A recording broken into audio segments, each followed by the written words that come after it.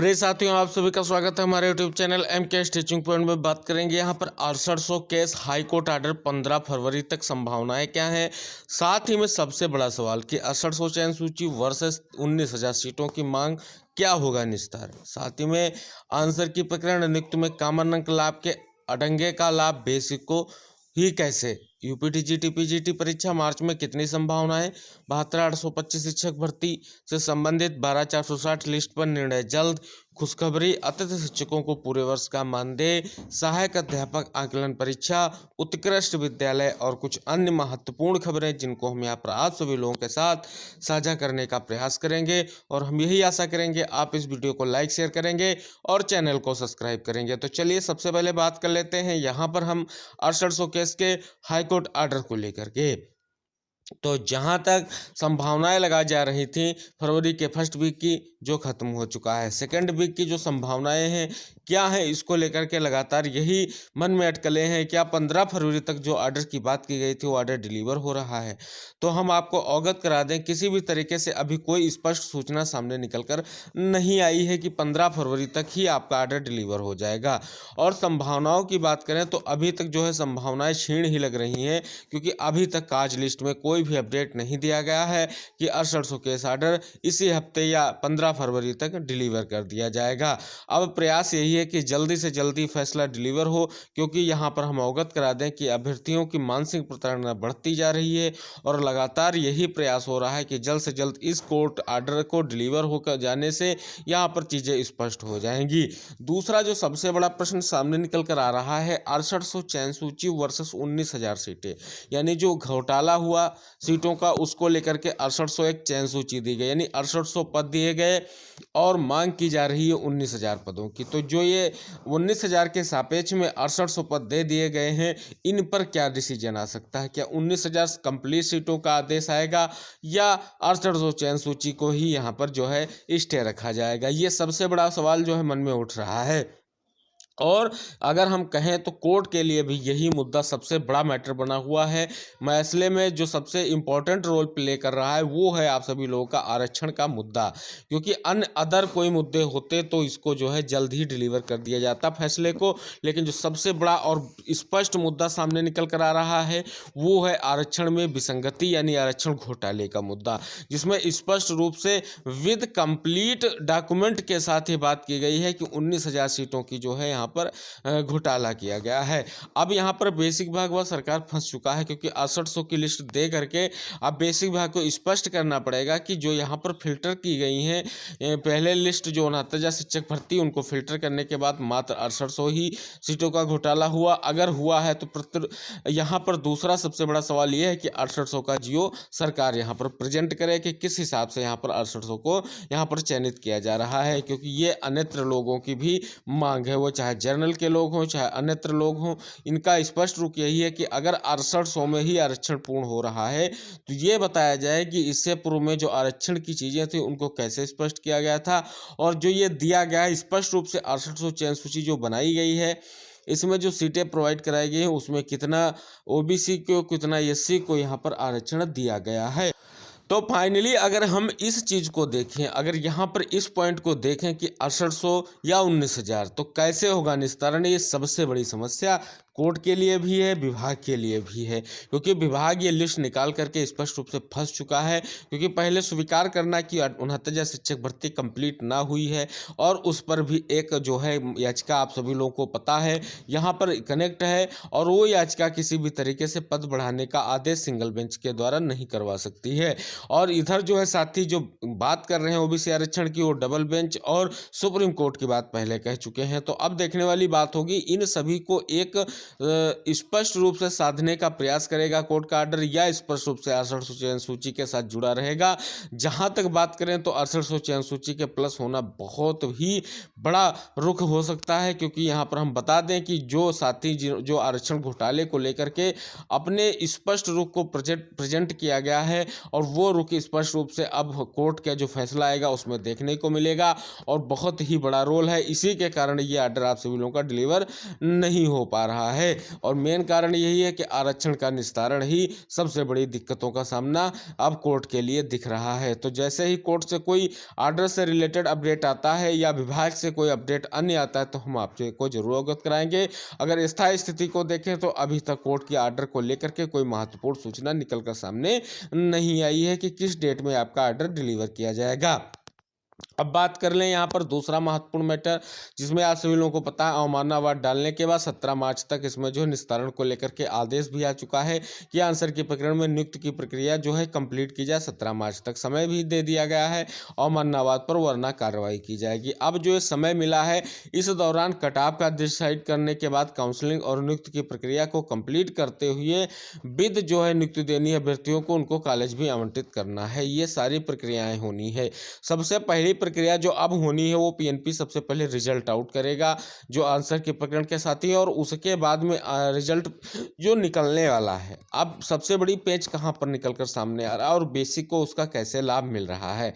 आपको हम बता दें कि कॉमन अंक का लाभ को लेकर के अभ्यर्थी प्रयास कर रहे हैं, जिसका जो है आर्डर हाई कोर्ट और डबल बेंच से सिंगल या डबल बेंच से किसी भी तरीके से याची ना होने के कारण उनको नियुक्ति नहीं मिल पाई थी। अब जो प्रमुख यहाँ पर जो आंसर की प्रकरण के लीडर हैं उन्होंने भी प्रयास कर लिया है और 14 फरवरी को जो है स्पष्ट रूप से एक सुनवाई होने जा रही है रिव्यू पिटीशन की। उस पिटीशन का मेन फोकस यही है कि कॉमन अंक का लाभ सभी को मिले। अब उस अडंगे का लाभ बेसिक विभाग को कैसे मिल रहा है, क्योंकि बेसिक विभाग यहाँ पर लगातार समय चाह रहा और बेसिक बात चाह रहा है कि 6800 केस का जो है निस्तारण हो जाए और यहाँ पर स्पष्ट रूप से पता चल जाए कितने अभ्यर्थी जो उन्होंने लिस्ट निकाली थी वो आंसर के प्रकरण में नियुक्त होने जा रहे हैं, जिससे कि वहाँ पर चयन सूची से जुड़े हुए लोगों का और जो आरक्षण घोटाले को लेकर के स्पष्ट रूप से आदेश आने जा रहा है उसमें अभ्यर्थियों को यहाँ पर नियुक्ति दी जा सके। तो ये सारे एजेंडे जो हैं वो सब बेसिक विभाग के लिए एजेंडा रूप में अपना रहे हैं और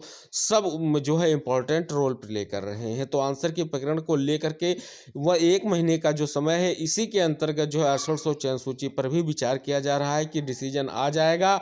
और अगर डिसीजन को यहाँ पर जो है चैलेंज नहीं किया गया तो ये जो है आपके नियुक्ति के कार्यक्रम संपन्न कर लिया जाएगा।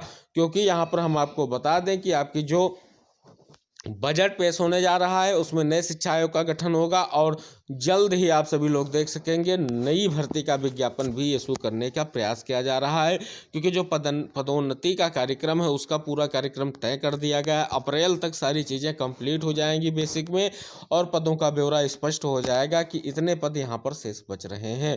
तो अगर हम इन सारी चीज़ों को समराइज करके देखें तो बेसिक विभाग जो है कॉमन अंक के आड़ में बड़ा कुछ करने की तैयारी कर सकता है।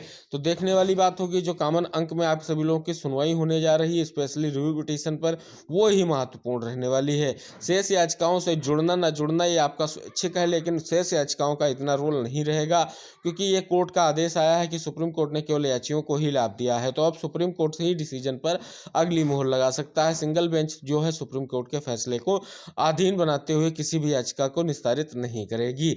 अवमानना वाद की बात करें तो कॉमन अंक का लाभ जो है क्या अभ्यर्थियों को सभी को मिलेगा, ये सुप्रीम कोर्ट ही डिसाइड कर सकता है, क्योंकि वही इस मामले पर पुनर्विचार करके आदेशित करेगा कि किन किन अभ्यर्थियों को नियुक्ति मिलनी चाहिए। क्या कोर्ट के आर्डर्स के जो अधीन है उन्हीं को मिलना चाहिए या सभी को मिलना चाहिए। तो अब देखने वाली बात होगी, इस पर भी फैसला जल्द ही हो जाएगा।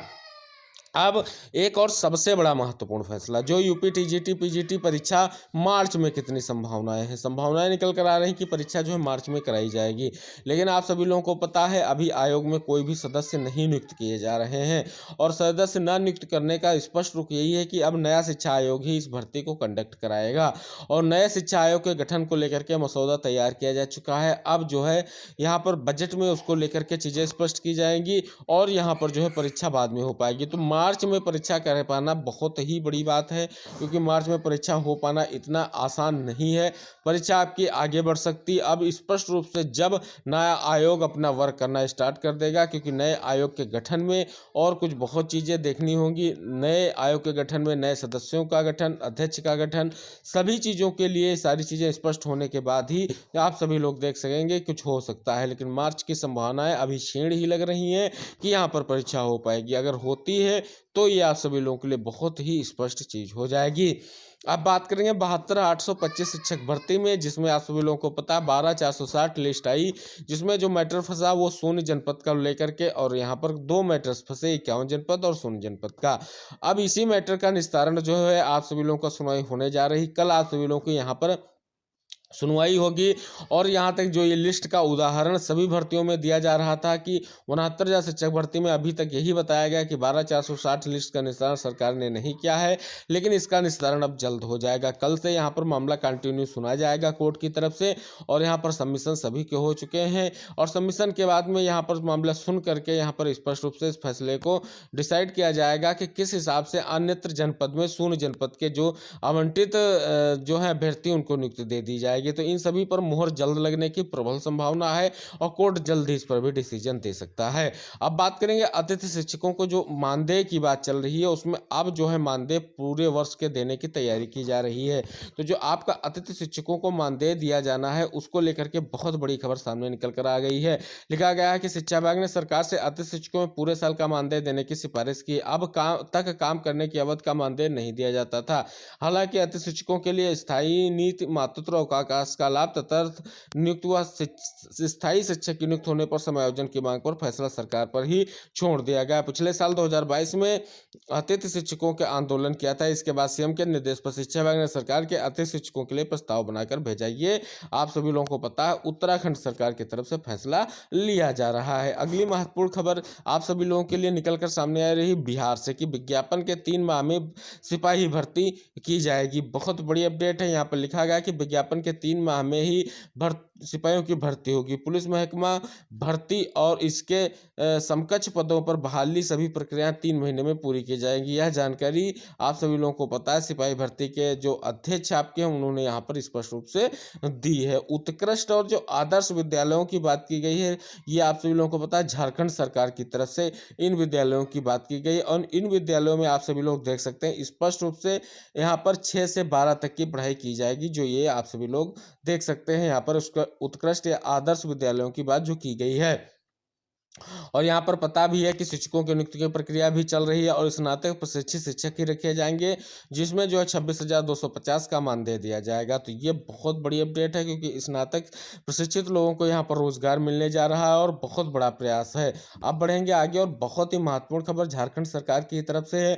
जो सहायक अध्यापकों के जो है आकलन परीक्षा को लेकर के बात की गई है।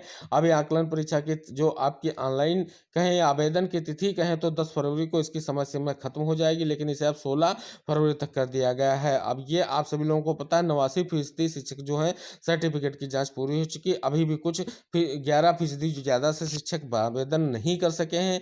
अब तक 61,000 में से करीब 6 से 7,000 पारा शिक्षकों के सर्टिफिकेट जाँच की प्रक्रिया लंबित है। तो आप सभी लोग देख सकते हैं, बहुत बड़ी स्पष्ट न्यूज है। और इसी भी तरीके से यूपी में 69,000 शिक्षक भर्ती में भी अभी जो है ब्रिज कोर्स की बात कंप्लीट करनी है।